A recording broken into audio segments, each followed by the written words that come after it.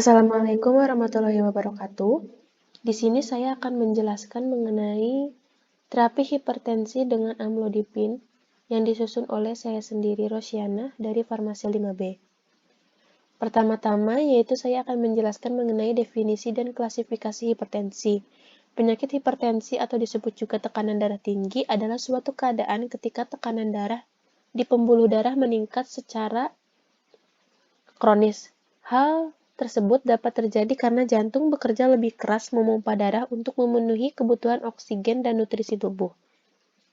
Hipertensi tidak dapat disembuhkan tetapi dapat dikendalikan. Hal tersebut dapat dilakukan dengan kontrol kesehatan rutin, melakukan diet rendah garam, dan mengonsumsi obat dengan teratur untuk mengurangi resiko komplikasi. Komplikasi hipertensi dapat terjadi pada organ-organ lain, terutama pada organ-organ vital seperti jantung dan ginjal. Berikut klasifikasi hipertensi pada tekanan darah normal yaitu 120/80 mmHg. Pada prahipertensi, tekanan darah 120 sampai 139/80 sampai 89 mmHg. Pada hipertensi derajat 1, tekanan darah 140 sampai 159/90 sampai 99 mmHg. Pada hipertensi derajat 2, tekanan darah lebih dari 160/100 mmHg. Terapi pada hipertensi. Terapi yang digunakan pada penderita hipertensi dapat dilakukan dengan dua cara, yaitu secara farmakologi dan non-farmakologi. Terapi secara non-farmakologi dilakukan dengan cara memperhatikan perubahan pola gaya hidup, menurunkan berat badan pada penderita yang obesitas, mengonsumsi makanan yang kaya kalium dan kalsium, diet rendah natrium, berhenti merokok, olahraga teratur, dan mengurangi konsumsi alkohol. Terapi secara farmakologi dapat dilakukan dengan cara memberikan antihipertensi yang sesuai dengan tingkat keparahan penderita. Macam-macam golongan antihipertensi yang paling banyak digunakan adalah diuretik tiazid, ACE, TUS CCB, penyekat beta blocker, dan ARB. Golongan antihipertensi yang paling banyak digunakan adalah salah satunya adalah golongan CCB. Di Amerika Serikat, terapi pengobatan pada golongan CCB direkomendasikan sebagai terapi lini pertama pada penderita hipertensi.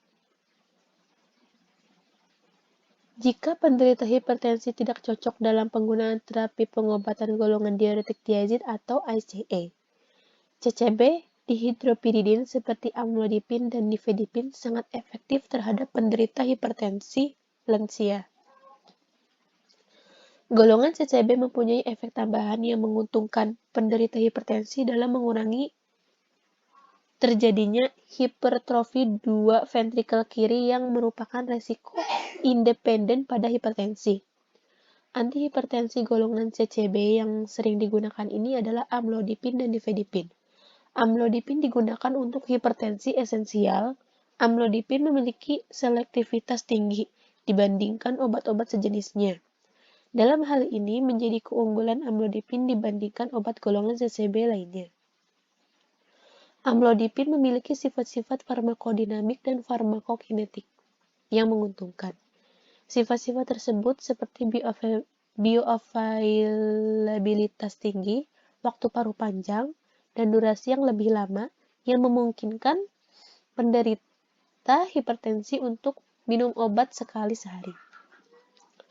Amlodipin mengakibatkan hipotensi berkurang dan refleks takikardia berkurang. Amlodipin juga memiliki efek samping vasodilatasi akut yang rendah seperti pusing, flushing, sakit kepala karena kerja amlodipin lambat. Berdasarkan hasil penelitian, pemakaian amlodipin dengan dosis sekali sehari secara signifikan efektif menurunkan tekanan darah selama periode 24 jam. Selama pemakaian obat tersebut tanpa meningkatkan jantung dan memberikan dukungan yang kuat untuk menggunakan amlodipin sebagai salah satu terapi sehari. Pada penelitian yang dilakukan oleh Pulpi DKK 2013, pemakaian obat antihipertensi golongan CCB, terutama amlodipin, lebih tinggi dibandingkan antihipertensi golongan lain. Amlodipin diberikan pada penderita hipertensi dengan dosis 5 mg sekali sehari. On et al. 2002 mengatakan bahwa pemberian amlodipin dan vitamin C secara terus-menerus dalam jangka waktu lama dapat memperbaiki fungsi endotel pada penderita hipertensi. Mekanisme kerja amlodipin. Di sini saya akan menjelaskan mengenai mekanisme kerja amlodipin. Obat ini termasuk dalam golongan obat CCB atau kalsium kanal blocker. Obat ini bekerja dengan memblokir kanal kalsium. Hipertensi terjadi karena vaskonstriksi atau penyempitan pembuluh darah. Nah, di sini bisa dilihat bahwa pembuluh darah mengalami penyempitan. Ini disebut dengan vasokonstriksi atau penyempitan pembuluh darah. Hal ini terjadi akibat masuknya kanal kalsium melalui membran otot polos di pembuluh darah, sehingga pembuluh darah ketika ion kalsium masuk pembuluh darah mengalami penyempitan, sehingga akan terjadi penyempitan. Jadi, ketika terjadi penyempitan pada pembuluh darah ini, otomatis tekanan darah akan naik, akan semakin tinggi. Nah, amlodipin ini memblok masuknya ion kalsium ke dalam otot polos pada pembuluh darah sehingga tidak terjadi vaskonstriksi pembuluh darah dan pembuluh darah akan melebar. Seperti pada gambar di sini, pembuluh darah kembali normal. Pembuluh darah ini kembali melebar dan ketika pembuluh darah melebar, akibatnya tekanan darah akan menurun.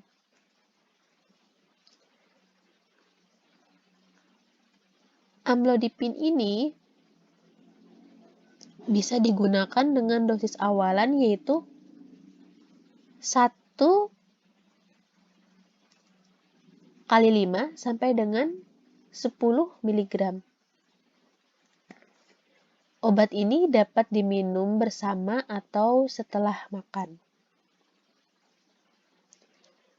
Di sini juga dapat diperhatikan bahwa amlodipin ini harus diperhatikan dengan baik untuk lansia khususnya. Gunakan dosis terendah terlebih dahulu untuk lansia, yaitu sekitar 2,5 mg sampai dengan 5 mg per hari. Hal ini dapat menyebabkan penurunan yang sangat drastis pada tekanan darah. Nah, selanjutnya efek samping dari amlodipin. Efek samping dari amlodipin yaitu pusing, muka memerah atau vasodilatasi. Hal ini tidak selalu sering terjadi, tetapi wajib untuk diperhatikan dan wajib untuk berhati-hati. Pada umumnya, efek samping amlodipin yaitu menyebabkan bengkak di area kaki atau edema perifer. Yang selanjutnya juga, efek samping amlodipin bisa menyebabkan terjadinya konstipasi atau mual. Jika terjadi efek samping tersebut, maka disarankan untuk segera konsultasi ke dokter atau ke apoteker.